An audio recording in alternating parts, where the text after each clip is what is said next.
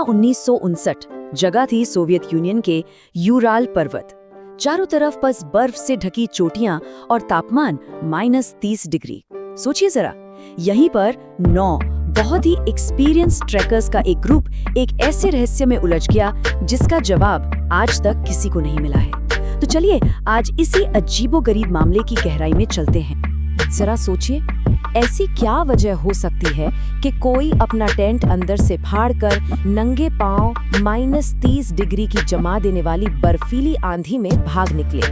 ये एक ऐसा सवाल है जो आज 60 साल बाद भी दुनिया भर के जांचकर्ताओं और वैज्ञानिकों को सोचने पर मजबूर कर देता है। तो हुआ ये कि जब कई दिनों तक इस ग्रुप से कोई कांटेक्ट नहीं हो पाया तो जाहिर है चिंता बढ़ने लगी। एक खोज अभियान शुरू किया गया, पर बचाव दल को वहां जो मिला उसने इस रहस्य को सुलझाने की जगह इसे और भी ज्यादा उलझा दिया। बचाव टीम को सबसे पहले एक टेंट मिला जो अंदर से कटा हुआ था। ऐसा लग रहा था मानो किसी ने बहुत ज्यादा हड़बड़ी में जान बचाने के लिए उसे फाड़ दिया हो। और सबसे हैरान करने वाली बात, सारे गर्म कपड़े, जूते और उनका सारा जरूरी सामान सब कुछ टेंट के अंदर ही पड़ा था। आसपास किसी लड़ाई झगड़े या किसी और इंसान के आने का कोई निशान तक नहीं था तो बस नंगे पांव के 9 निशान जो टेंट से निकलकर सीधे बर्फीले अंधेरे की ओर जा रहे थे। अब ऐसी खतरनाक सिचुएशन में इस तरह का पैनिक किसी नौसिखिया ग्रुप से तो उम्मीद की जा सकती है। तो सवाल उठता है कि ये लोग थे कौन? क्या वो कोई नए ट्रैकर्स थे जो मुसीबत में फंस गए? जवाब है बिल्कुल नहीं। इस ग्रुप को लीड कर रहे थे इगोर डाइटलोव और उनके साथ जितने भी लोग थे सब के सब ट्रेन्ड, फिट और बहुत ही अनुभवी स्कीयर और पर्वतारोही थे। मतलब उन्हें अच्छे से पता था कि ऐसे हालातों में क्या करना है। और यही बात इस पूरी घटना को और भी ज्यादा अजीब बना देती है कि इतने एक्सपीरियंस लोग आखिर ऐसी गलती कैसे कर सकते हैं। जब उनकी डायरी और सफर की शुरू की तस्वीरें देखी गईं, तो पता चला कि वो सब कितने खुश थे, कितने जोश में थे, हंस रहे थे, मजाक कर रहे थे, आने वाली चुनौती के लिए पूरी तरह से तैयार। लेकिन फिर 1 फरवरी की रात को कुछ ऐसा हुआ जिसने सब कुछ हमेशा के लिए बदल कर रख दिया। अच्छा, तो चलिए वापस खोज अभियान पर लौटते हैं। जैसे जैसे जांचकर्ताओं को एक एक करके उन लोगों की बॉडीज मिलती गई, ये मामला एक रहस्य से बढ़कर कई ज्यादा भयानक होता चला गया। देखिए, शुरू में जो बॉडीज मिली उनकी मौत की वजह तो साफ लग रही थी, हाइपोथर्मिया, मतलब वो ठंड से जमकर मर गए। लेकिन महीनों बाद जब बर्फ पिघली तो जो बाकी बॉडीज मिली उन्होंने तो पूरी जांच की दिशा ही पलट दी।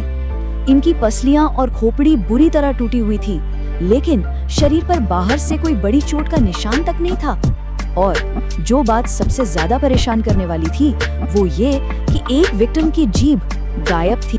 मेडिकल एग्जामिनर ने अपनी रिपोर्ट में साफ साफ लिखा कि ये जो अंदरूनी चोटें थीं, ये किसी जबरदस्त ताकत से लगी थीं, जैसे कि कोई बहुत तेज रफ्तार कार से टकरा गया हो। पर सवाल ये है कि उस वीरान पहाड़ पर ऐसी ताकत आई कहां से? और अगर ऐसा कुछ हुआ भी था तो शरीर पर बाहर से चोट के निशान क्यों नहीं थे? और जब लग रहा था कि ये मामला इससे ज्यादा अजीब नहीं हो सकता, तभी एक और सुराग सामने आया। कुछ ट्रैकर्स के कपड़ों पर रेडिएशन के निशान मिले। सोचिए, रेडिएशन! वो लोग तो किसी न्यूक्लियस साइट के आसपास भी नहीं थे, तो फिर ये रेडिएशन आया कहां से?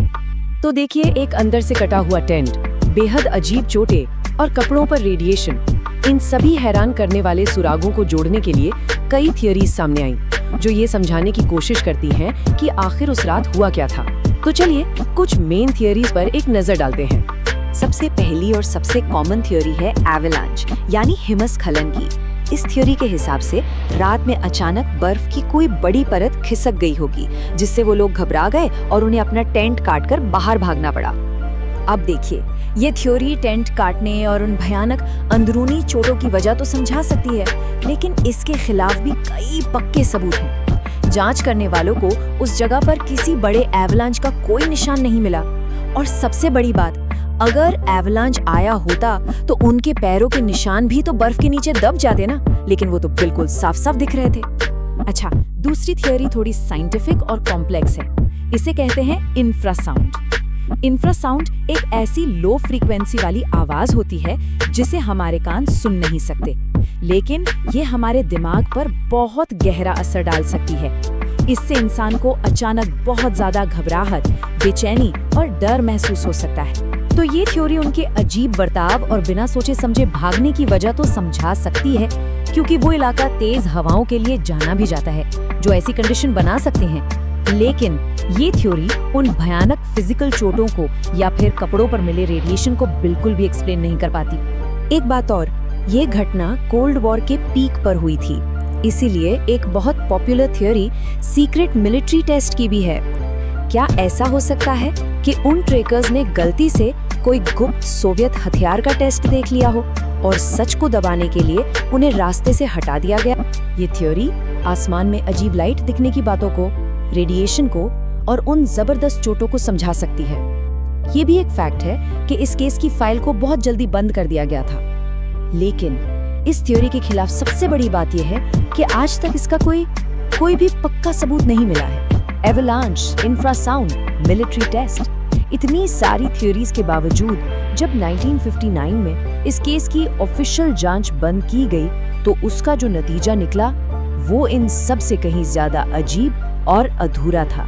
ये उस वक्त की सोवियत जांच का ऑफिशियल नतीजा था। कहा गया, मौत एक अज्ञात शक्तिशाली प्राकृतिक शक्ति के कारण हुई। बस ये कैसा जवाब था? इसने किसी सवाल का जवाब देने के बजाय और भी कई सवाल खड़े कर दिए और फिर दशकों तक बस अटकलें लगती रहीं। तो आखिर क्या था वो? एक एवलांच, कोई मिलिट्री टेस्ट या फिर कोई ऐसी अनजानी ताकत जिसके बारे में हम आज भी कुछ नहीं जानते? डैटलाउ पास की घटना इतिहास के उन अनसुलझे रहस्यों में से एक है जिसका सच शायद हमेशा के लिए उन्हीं बर्फीले पहाड़ों में दफन रहेगा।